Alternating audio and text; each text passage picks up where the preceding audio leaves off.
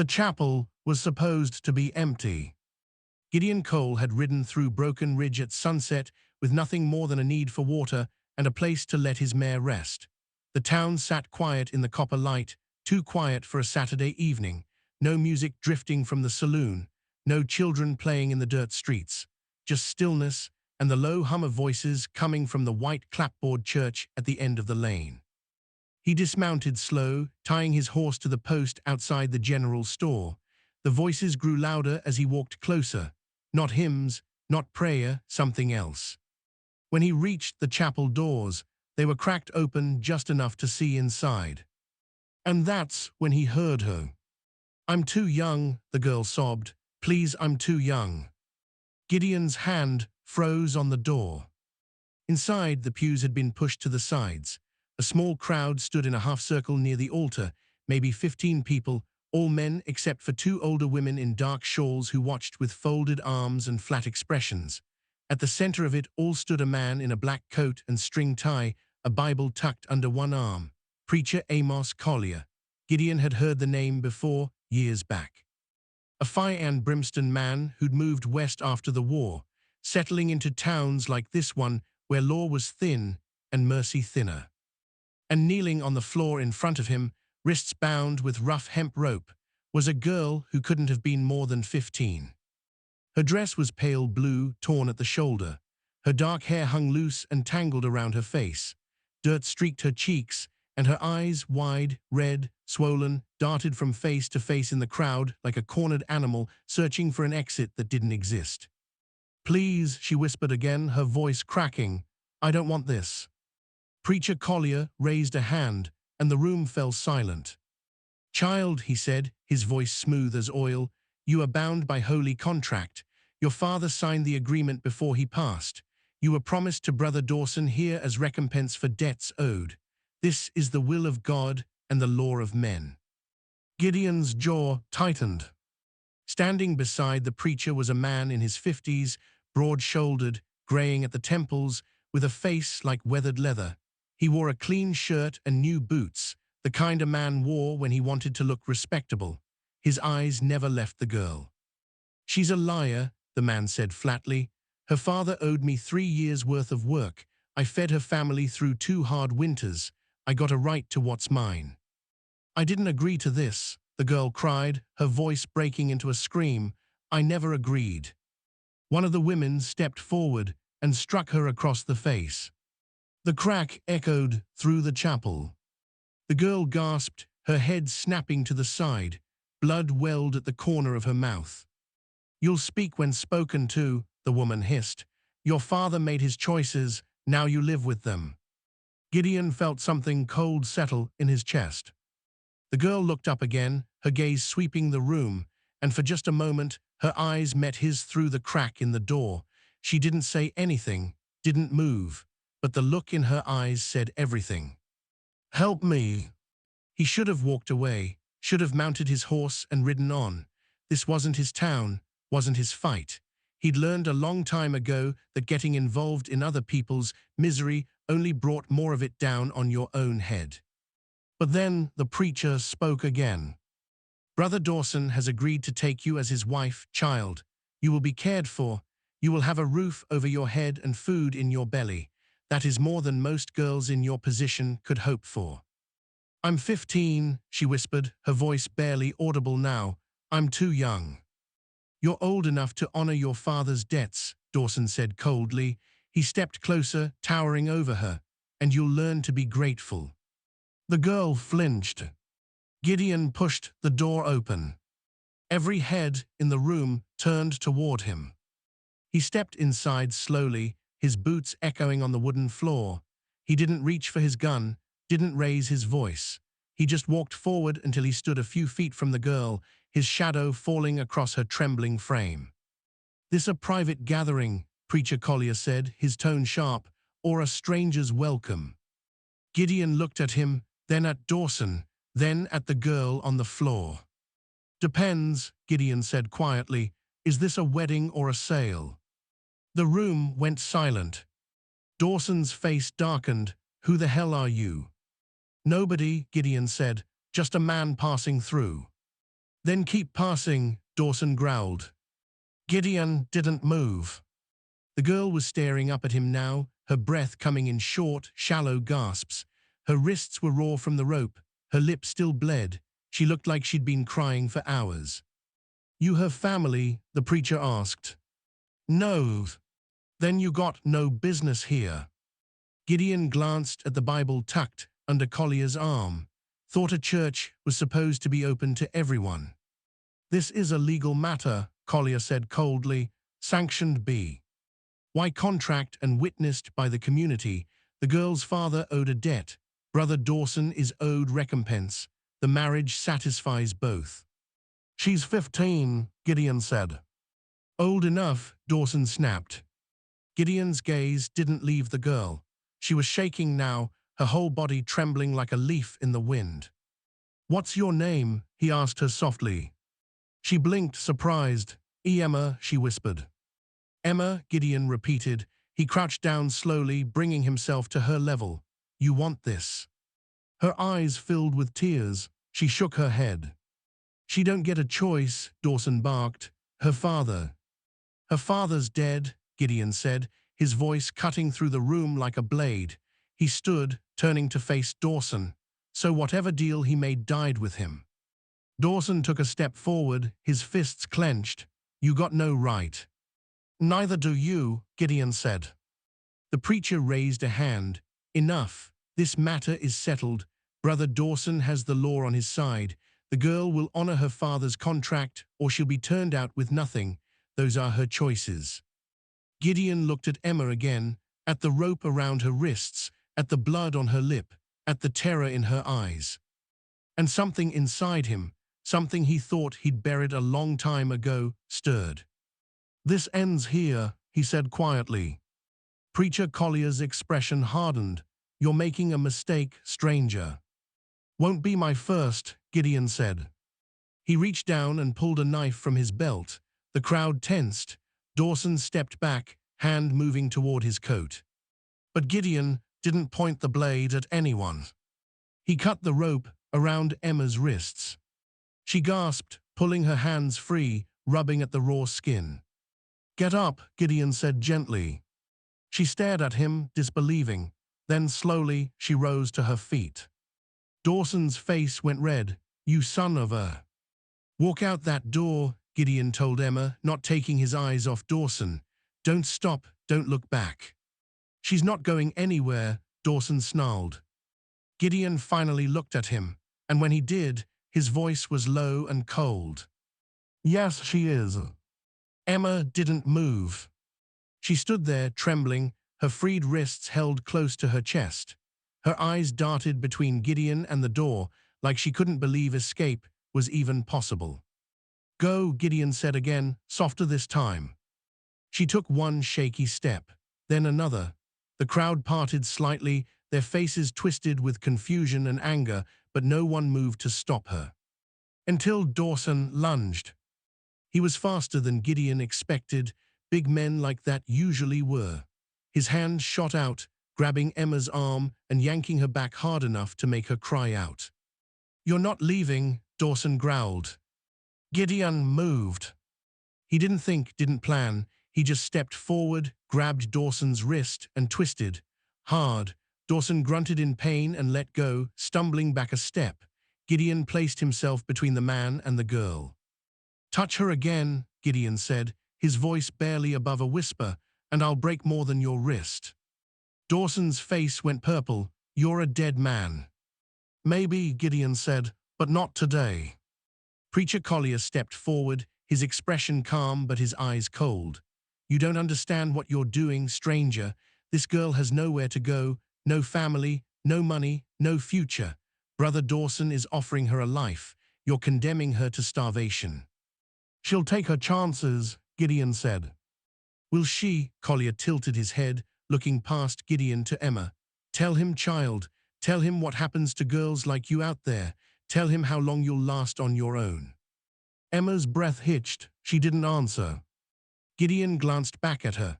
Her face was pale, her eyes wide with fear, not just of Dawson, but of the truth in Collier's words.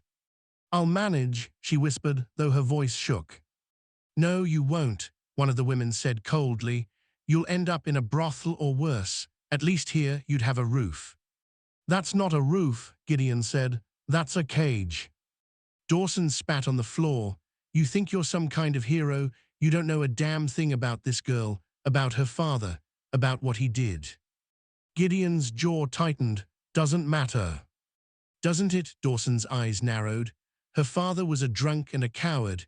He borrowed money he couldn't pay back, took food from my table, promised me recompense. And when he couldn't deliver, he put her up as collateral. She's mine by law.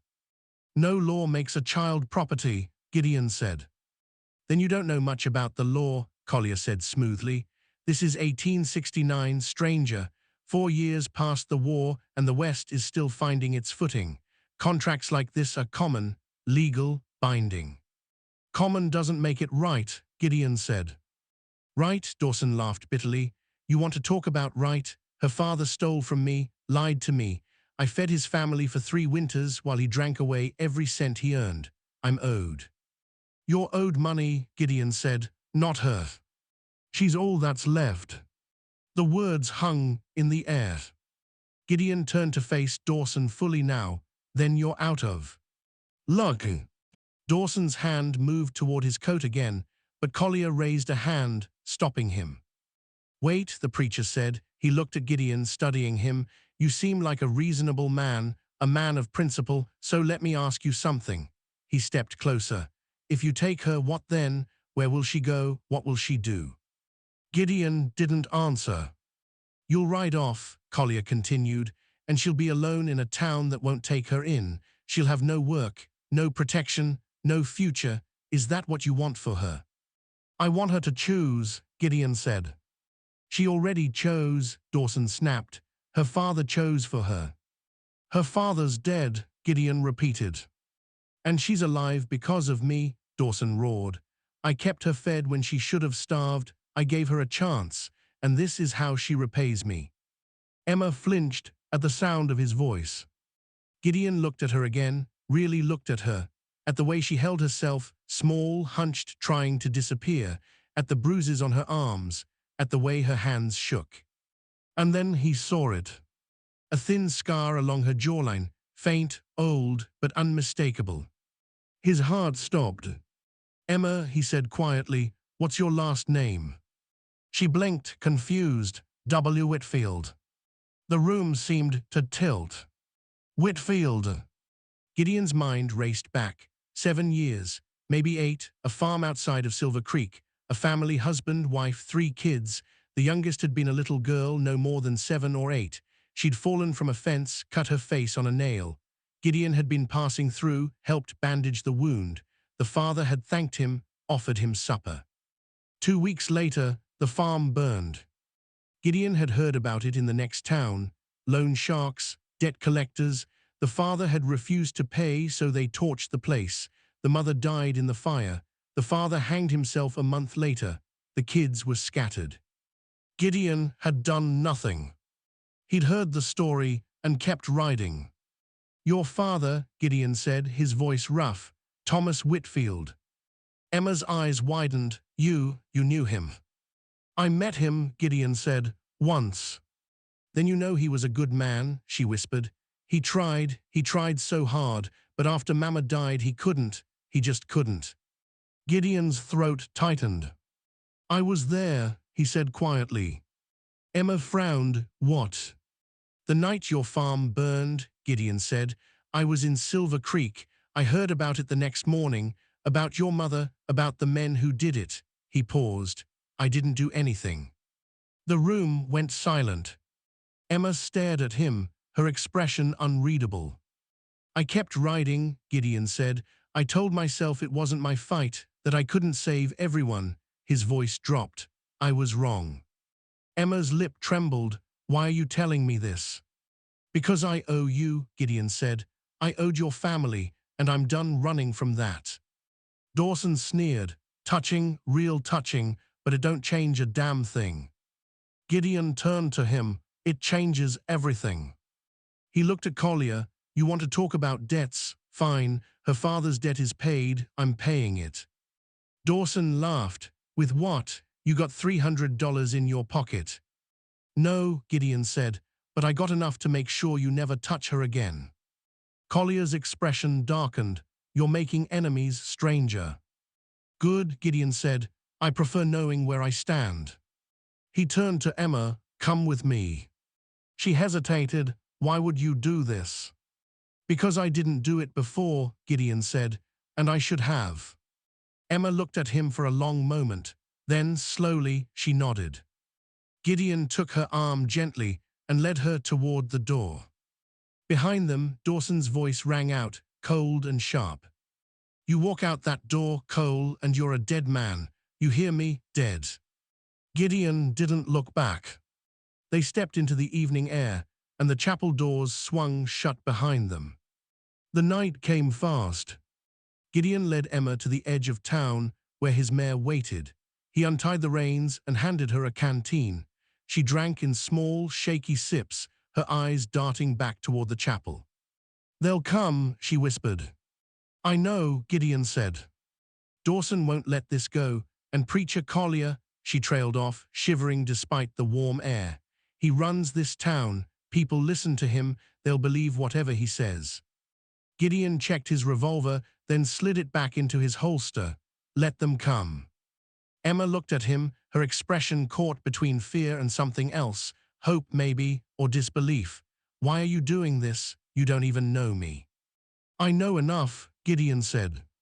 But you said. I said I owed your family, Gideon interrupted gently, and I do, but that's not the only reason. He looked at her. What they were doing in there, that's not law, that's not justice, that's just cruelty dressed up in scripture. Emma's eyes filled with tears again, but she blinked them back. My father wasn't a bad man, he just, after Mama died, he couldn't hold it together. He drank, he made mistakes, but he loved us, he tried. I know, Gideon said. Dawson took advantage, Emma continued. Her voice hardening, he knew Papa was desperate. He offered help, but it came with chains, and when Papa couldn't pay, she wiped at her face. I became the payment. Gideon's jaw tightened. 4 years after the war ended slavery, Emma whispered, and they're still buying and selling people, just under a different name. Gideon had seen it before. The war had ended in 1865, but the rot hadn't gone anywhere. It just shifted, debt bondage, forced marriages, contracts that trapped people worse than chains ever did. The law turned a blind eye because the law was written by men like Dawson and enforced by men like Collier. You're not going back there, Gideon said. Where do I go? Emma asked, her voice small. Gideon didn't have an answer. Before he could respond, the sound of hoofbeats echoed through the street. They both turned. 4 riders emerged from the shadows, Dawson in front, flanked by 3 men Gideon didn't recognize, all of them armed. Behind them, on foot, came Preacher Collier, his black coat billowing in the breeze. Gideon stepped in front of Emma. Move aside, Cole, Dawson called out as they approached. His voice was calm now, controlled, dangerous. This don't have to get ugly. It already is, Gideon said. Dawson reined his horse to a stop a few yards away. The other riders fanned out, boxing them in. Gideon's hand drifted toward his gun, but he didn't draw. Not yet. You made your point in there, Dawson said. Played the hero. Fine, but this ends now. The girl comes back and you ride out of here with your life. That's the deal. No deal, Gideon said. One of the other riders, a lean man with a scar running down his cheek, laughed. You got a death wish, stranger. Maybe, Gideon said. Preacher Collier stepped forward, his hands clasped in front of him like he was about to deliver a sermon. Mr. Cole, I admire your sense of righteousness, I do, but you're interfering in matters that don't concern you. This girl's fate was decided long before you arrived. You cannot change that. Watch me, Gideon said. Collier sighed, then you leave me no choice. He nodded to the riders. They drew their guns. Emma gasped, stepping back. Gideon didn't move. You shoot me, Gideon said evenly, and you'll have to explain a body in the middle of town. Preacher or not, that'll bring questions you don't want. Who said anything about shooting you here? Dawson said, a cold smile spreading across his face. Accidents happen, strangers get lost, fall off cliffs, drown in rivers. He leaned forward in his saddle. No one will ask questions. They might, Gideon said, if the girl talks. She won't, Collier said smoothly, because she'll be back where she belongs, under Brother Dawson's care. Over my dead body, Gideon said. That's the idea, Dawson said. The scarred rider cocked his pistol. And then another voice cut through the night. That's far enough. Everyone turned. An older man stepped out of the shadows near the general store, weathered face, graying beard, a shotgun cradled in his arms. He was followed by two others, a young ranch hand and a woman in a flour-dusted apron. What the hell are you doing, Harper? Dawson snapped. The older man, Harper, didn't lower the shotgun. Could ask you the same thing, Dawson. 4 armed men cornering a stranger and a girl don't look much like lawful business to me. This is a private matter, Collier said coldly. Don't look private, Harper said. He glanced at Gideon. You all right, son? Gideon nodded slowly, for now. Harper looked at Emma. You all right, girls? Emma nodded, her voice shaking. Yes, sir. Harper turned back to Dawson. Then I reckon this matter's settled. The girl don't want to go with you. She's free to choose. She's bound by contract, Dawson growled. Contract signed by a dead man, Harper said. Don't hold much water, Dawson, you know that. The law says a contract needs 2 willing parties, Harper interrupted. She's not willing, so there's no contract. Dawson's face went red. You're making a mistake, old man. Maybe, Harper said, but I'm making it with my eyes open. He looked at the other riders. You boys want to start a shooting war in the middle of town over a girl who don't want you.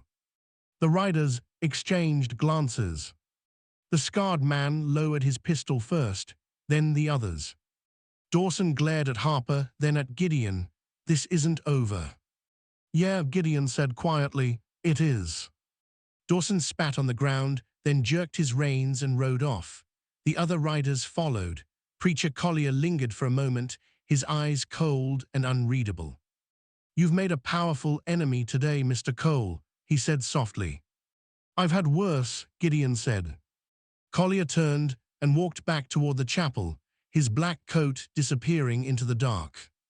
Harper lowered his shotgun and walked over. Name's Caleb Harper, I run the feed store. Gideon Cole. Harper nodded. You did a good thing in there, took guts. Or stupidity, Gideon said.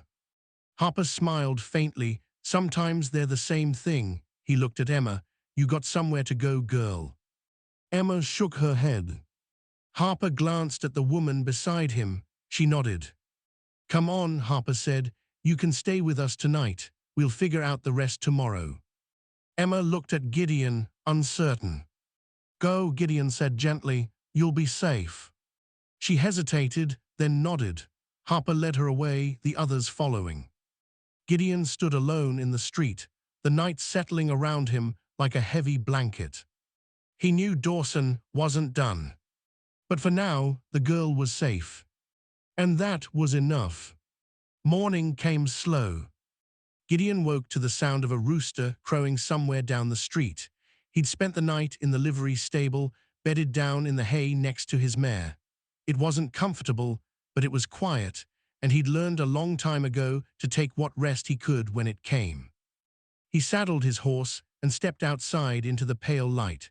The town was waking up, smoke rising from chimneys, the smell of frying bacon drifting on the breeze. A few people moved along the street, casting him wary glances as they passed. Word had spread fast. He walked to the feed store and found Harper sweeping the front porch. The older man looked up and nodded. Morning, Harper said. Morning, Gideon replied. The girls. Inside, helping my wife with breakfast. Harper leaned on his broom. She didn't sleep much, kept waking up, thinking Dawson was coming back. He might, Gideon said. I know, Harper said, but not today, not with witnesses. He studied Gideon. You planning on sticking around? Gideon hesitated, hadn't planned on it.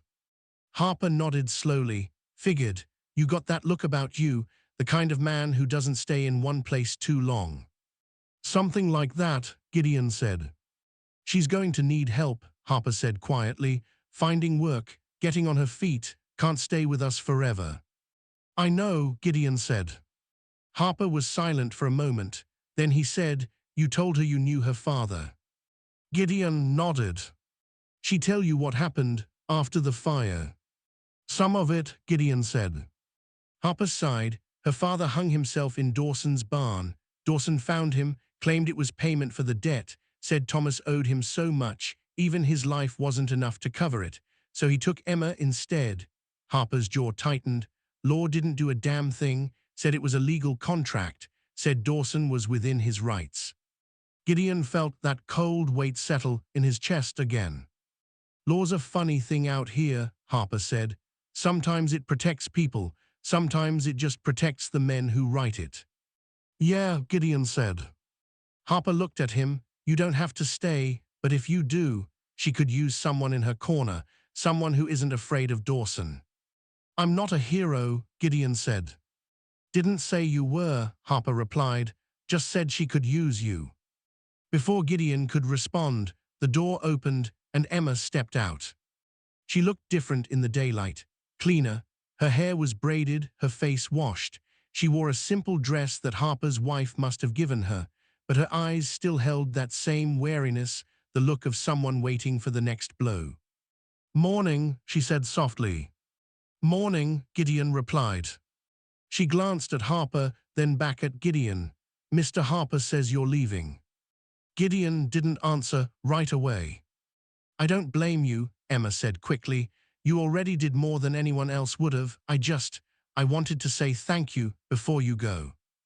Gideon looked at her, at the scar on her jaw, at the bruises still fading on her arms. I'm not leaving yet, he said. Emma blinked. You're not. Not yet, Gideon repeated. Harper smiled faintly. Well then, guess you'll be staying for breakfast.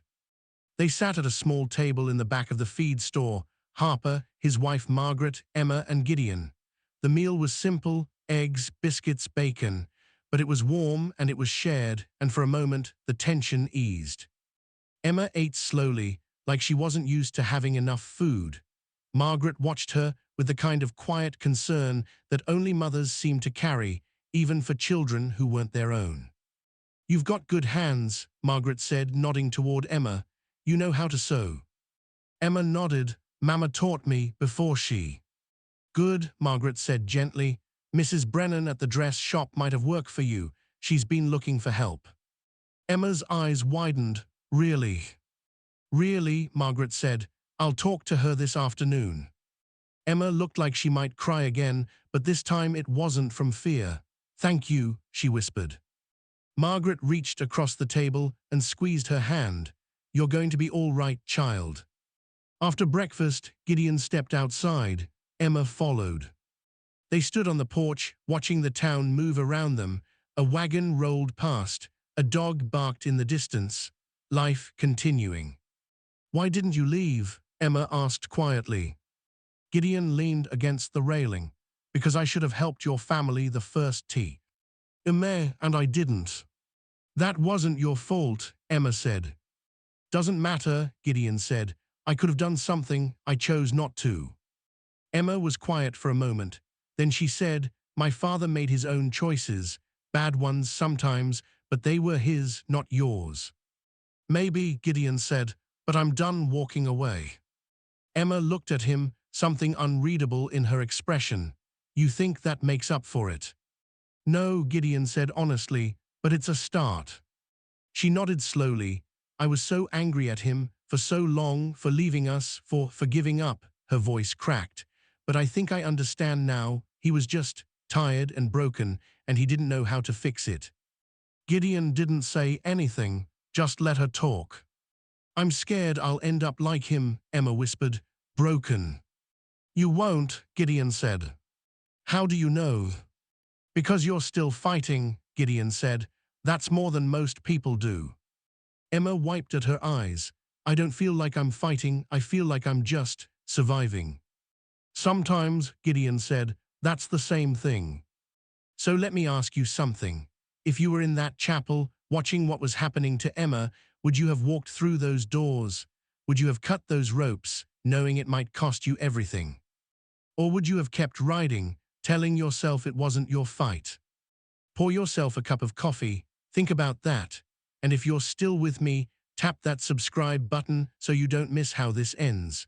Tell me in the comments what time it is, where you are right now, and whether you think Dawson's really done with them. Because I'll tell you this, he's not. 2 days passed. Emma started working at Mrs. Brennan's dress shop. She was good with her hands, just like Margaret said. The work was simple, mending, hemming, sewing buttons, but it was honest, and it was hers. For the first time in longer than she could remember, she felt like something other than cargo. Gideon stayed in town. He told himself it was just to make sure Emma got settled, that once she was safe, he'd move on. But deep down, he knew he was waiting for Dawson to make his move. And on the third night, he did.